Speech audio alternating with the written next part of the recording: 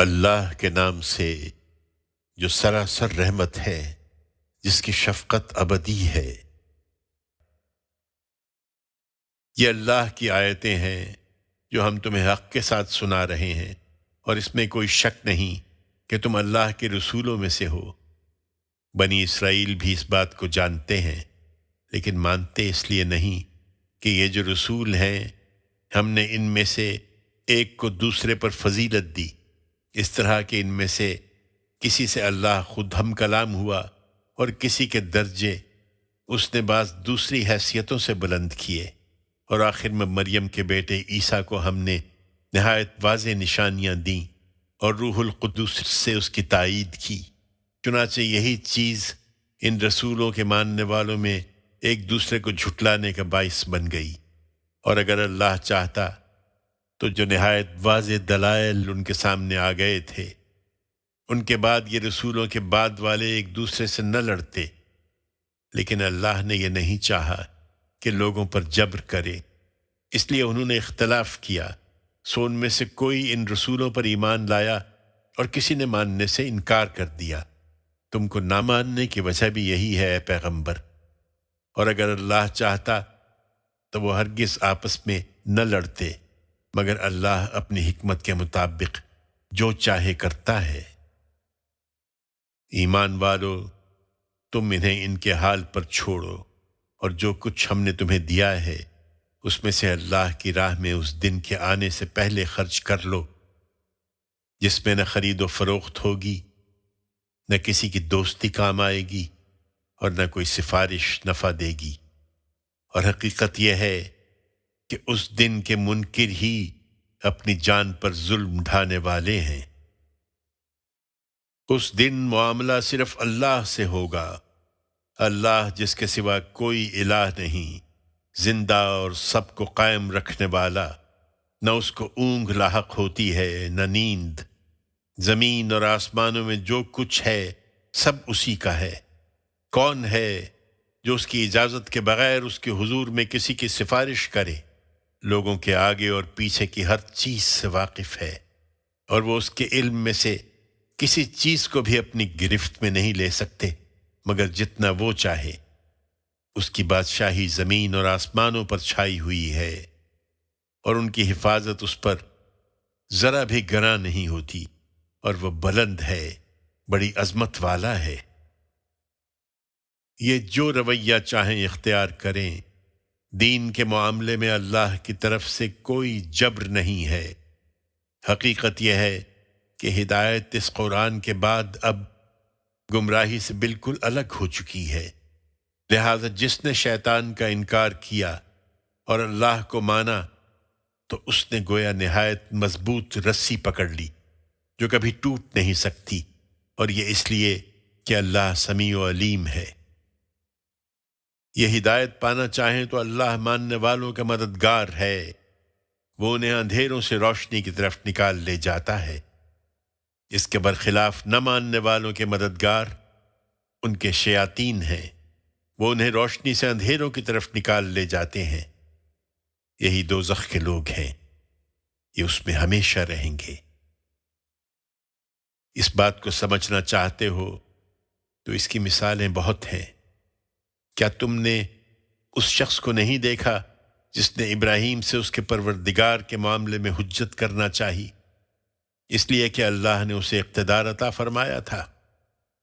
اس وقت جب ابراہیم نے اس سے کہا کہ میرا پروردگار تو وہ ہے جو مارتا اور جلاتا ہے، اس نے جواب دیا کہ میں بھی مارتا اور جلاتا ہوں۔ ابراہیم نے فوراً کہا، اچھا تو یوں ہے کہ اللہ سورج کو مشرق سے نکالتا ہے، تم ذرا اسے مغرب سے نکال لاؤ۔ سو یہ سن کر وہ منکر حق بالکل حیران رہ گیا، اور حقیقت یہ ہے کہ اس طرح کے ظالم لوگوں کو اللہ کبھی ہدایت نہیں دیتا۔ یا اس شخص کی مثال ہے جس کا گزر ایک بستی پر ہوا جو اپنی چھتوں پر گری پڑی تھی۔ اس نے حیرت سے کہا، اس کے اس طرح فنا ہو جانے کے بعد اللہ اسے کس طرح دوبارہ زندہ کرے گا؟ اس پر اللہ نے اسے 100 سال کی موت دی، پھر اس کو اٹھایا اور پوچھا کتنی مدت پڑے رہے؟ اس نے جواب دیا 1 دن یا اس سے کچھ کم رہا ہوں گا۔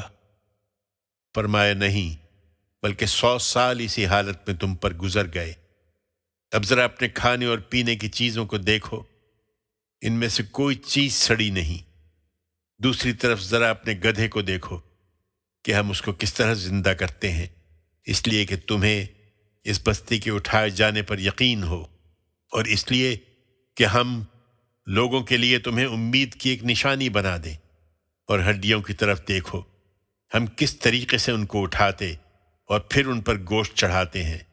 اس طرح جب حقیقت اس پر واضح ہو گئی تو وہ پکار اٹھا کہ اب کوئی تردد نہیں رہا، میں جانتا ہوں کہ اللہ ہر چیز پر قدرت رکھتا ہے۔ اور اس سلسلے میں وہ واقعہ بھی پیش نظر رہے جب ابراہیم نے کہا تھا کہ پروردگار مجھے دکھا دیں کہ آپ مردوں کو کس طرح زندہ کریں گے۔ فرمایا کیا تم ایمان نہیں رکھتے؟ عرض کیا ایمان تو رکھتا ہوں، لیکن خواہش ہے کہ میرا دل پوری طرح مطمئن ہو جائے۔ فرمایا اچھا، تو 4 پرندے لو، پھر ان کو اپنے ساتھ ہلا لو، پھر ان کو ذبح کر کے ہر پہاڑی پر ان میں سے ایک ایک کو رکھ دو، پھر انہیں پکارو، وہ زندہ ہو کر دوڑتے ہوئے تمہارے پاس آ جائیں گے۔ اور آئندہ کے لیے خوب سمجھ لو کہ اللہ زبردست ہے، وہ بڑی حکمت والا ہے۔ ہدایت و ضلالت کے معاملے میں اللہ کا طریقہ یہی ہے، اس لیے یہ نہیں مانتے تو انہیں چھوڑو، اور تم اچھی طرح سمجھ لو کہ اللہ کی راہ میں اپنے مال خرچ کرنے والوں کے اس عمل کی مثال اس دانے کی ہے جس سے 7 بالیں نکلیں، اس طرح کہ ہر بال میں 100 دانے ہوں۔ اللہ اپنی حکمت کے مطابق جس کے لیے چاہتا ہے اسی طرح بڑھا دیتا ہے، اور حقیقت یہ ہے کہ اللہ بڑی وسعت والا ہے، وہ ہر چیز سے واقف ہے۔ جو لوگ اللہ کی راہ میں اپنے مال خرچ کرتے ہیں، پھر جو کچھ خرچ کیا ہے اس کے پیچھے نہ احسان جتاتے ہیں نہ دل آزاری کرتے ہیں، ان کے لیے ان کے پروردگار کے ہاں ان کا اجر ہے، اور ان کے لیے نہ وہاں کوئی اندیشہ ہے اور نہ وہ کبھی غمزدہ ہوں گے۔ ایک اچھا بول اور ناگواری کا موقع ہو تو ذرا سی چشم پوشی اس خیرات سے بہتر ہے جس کے ساتھ اذیت لگی ہوئی ہو۔ اور تمہیں معلوم ہونا چاہیے کہ اس طرح کی خیرات سے اللہ بے نیاز ہے۔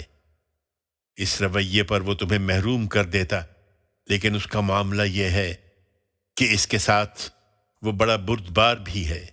ایمان والو، احسان جتا کر اور دوسروں کی دل آزاری کر کے اپنی خیرات کو ان لوگوں کی طرح ضائع نہ کرو جو اپنا مال لوگوں کو دکھانے کے لیے خرچ کرتے ہیں، اور وہ نہ خدا پر ایمان رکھتے ہیں اور نہ قیامت کے دن کو مانتے ہیں۔ سو ان کی مثال ایسی ہے کہ ایک چٹان ہو جس پر کچھ مٹی ہو، پھر اس پر زور کا میंہ پڑے اور اس کو بالکل چٹان کی چٹان چھوڑ جائے۔ قیامت کے دن ان کی کمائی میں سے کچھ بھی ان کے ہاتھ نہ آئے گا۔ اور حقیقت یہ ہے کہ اس طرح کے ناشکرے لوگوں کو اللہ کبھی راہیاب نہیں کرتا۔ اللہ کی خوشنودی چاہنے کے لیے اور اپنے آپ کو حق پر قائم رکھنے کی غرض سے اپنا مال خرچ کرنے والوں کی مثال اس باغ کی ہے جو بلند اور ہموار زمین پر واقع ہو۔ اس پر زور کی بارش ہو جائے تو اپنا پھل دونا لائے، اور زور کی بارش نہ ہو تو پھوار بھی کافی ہو جائے۔ یہ مثال سامنے رکھو اور مطمئن رہو کہ جو کچھ تم کرتے ہو اللہ اسے دیکھ رہا ہے۔ کیا تم میں سے کوئی یہ پسند کرے گا کہ اس کے پاس کھجوروں اور انگوروں کا ایک باغ ہو جس کے نیچے نہریں بہتی ہوں، اس میں اس کے لیے ہر قسم کے پھل ہوں، اور وہ بوڑھا ہو جائے اور اس کے بچے ابھی ناتواں ہوں، اور باغ پر سموم کا بگولا پھر جائے اور وہ جل کر خاک ہو جائے؟ احسان جتا کر اور دوسروں کی دل آزاری کر کے اپنا انفاق برباد کر لینے والوں کی حالت قیامت میں یہی ہوگی۔ اللہ اسی طرح اپنی آیتیں تمہارے لیے واضح کرتا ہے تاکہ تم غور کرو۔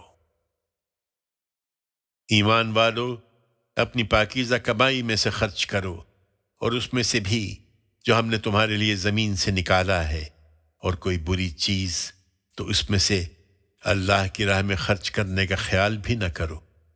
تم اس طرح کی چیزوں میں سے خرچ کرتے ہو، لیکن اپنا حال یہ ہے کہ اس کی قیمت گھٹا نہ لو تو اسے لینے کے لیے تیار نہیں ہوتے، اور جان رکھو کہ تمہاری اس خیرات سے اللہ بے نیاز ہے، وہ ستودہ صفات ہے۔ شیطان تمہیں تنگ دستی سے ڈراتا اور خرچ کے لیے بے حیائی کی راہ سجھاتا ہے، اور اللہ اپنی طرف سے تمہارے ساتھ مغفرت اور فضل کا وعدہ کرتا ہے، اور اللہ بڑی وسعت اور بڑا علم رکھنے والا ہے۔ وہ اپنے قانون کے مطابق جس کو چاہتا ہے اس وعدے کا فہم عطا کر دیتا ہے، اور جسے یہ فہم دیا گیا اسے تو در حقیقت خیر کثیر کا ایک خزانہ دے دیا گیا، لیکن اس طرح کی باتوں سے یاد دہانی صرف دانش مند ہی حاصل کرتے ہیں۔ اس بات کو سمجھ لو اور مطمئن رہو کہ جو خرچ بھی تم کرو گے یا جو نذر بھی تم مانو گے اس کا صلہ لازماً پاؤ گے، اس لیے کہ اللہ اسے جانتا ہے، اور اللہ کی اس ہدایت سے منہ موڑ کر اپنی جانوں پر ظلم ڈھانے والوں کا اللہ کے ہاں کوئی مددگار نہ ہوگا۔ تم اپنی خیرات علانیہ دو تو یہ بھی کیا اچھی بات ہے، اور اسے چھپاؤ اور غریبوں کو دے دو تو یہ تمہارے حق میں زیادہ بہتر ہے۔ اللہ تم کو اس کا صلہ دے گا اور تمہارے بہت سے گناہ تم سے جھاڑ دے گا، اور حقیقت یہ ہے کہ جو کچھ تم کرتے ہو اللہ اس سے پوری طرح باخبر ہے۔ بنی اسرائیل نہیں مانتے تو اے پیغمبر ان کو ہدایت پر لے آنا تمہاری ذمہ داری نہیں ہے، بلکہ اللہ ہی جس کو چاہتا ہے اپنے قانون کے مطابق ہدایت دیتا ہے۔ ایمان والو، تم البتہ سمجھ لو کہ جو مال بھی تم خرچ کرو گے اس کا نفع تمہیں ہی ملنا ہے، اور تم اسی لیے تو خرچ کر رہے ہو کہ اللہ کی رضا حاصل ہو، اور اس مقصد سے جو مال بھی تم خرچ کرو گے وہ قیامت میں تمہیں پورا کر دیا جائے گا، اور تمہارے حق میں ذرا بھی کمی نہ ہوگی۔ یہ خاص کر ان غریبوں کے لیے ہے جو اللہ کی راہ میں گھرے ہوئے ہیں، اپنے کاروبار کے لیے زمین میں کوئی دوڑ دھوپ نہیں کر سکتے۔ ان کی خودداری کے باعث ناواقف ان کو غنی خیال کرتا ہے۔ ان کے چہروں سے تم انہیں پہچان سکتے ہو، وہ لوگوں سے لپٹ کر نہیں مانگتے۔ ان کی مدد کرو اور سمجھ لو کہ اس مقصد کے لیے جو مال بھی تم خرچ کرو گے اس کا صلہ تمہیں لازماً ملے گا، اس لیے کہ اللہ اسے خوب جانتا ہے۔ جو لوگ شب و روز علانیہ اور چھپا کر اپنا مال اللہ کی راہ میں خرچ کرتے ہیں ان کے لیے ان کا اجر ان کے پروردگار کے پاس ہے، اور وہاں ان کے لیے کوئی اندیشہ ہے اور نہ وہ کبھی غمزدہ ہوں گے۔